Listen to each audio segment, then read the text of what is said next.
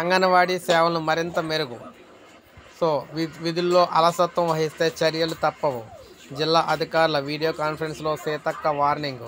అంగన్వాడీ కేంద్రాల్లో అందిస్తున్న సేవలను మరింత మెరుగుపరచాలని మహిళా శిశు సంక్షేమ శాఖ మంత్రి గారైతే సీతక్క గారైతే అన్నారు.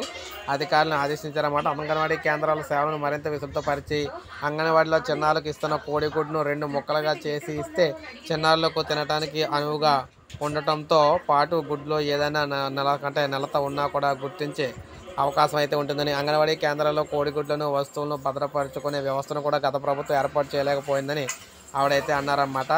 అయితే ముఖ్యంగా టేక్ హోమ్ రేషన్లో భాగంగా ఇస్తున్న వస్తువుల నాణ్యతను లబ్ధిదారుల నుంచి లిఖితపూర్వకంగా ధృవీకరించాలని చెప్పారు. ప్రతికూల పరిస్థితుల్లో టేక్ హోమ్ రేషన్ వారింటికి తీసుకెళ్లేందుకు అనుమతినివ్వాలని కూడా చెప్పడం అయితే జరిగిందన్నమాట. తద్వారా ఎవరైనా సమస్యలు ఏర్పడితే బాధ్యులపై చర్యలు కూడా తీసుకుంటామని చెప్పారు. అంగన్వాడీ కేంద్రాలను విరివిగా సందర్శించాలని కూడా ఆదేశించడం జరిగింది.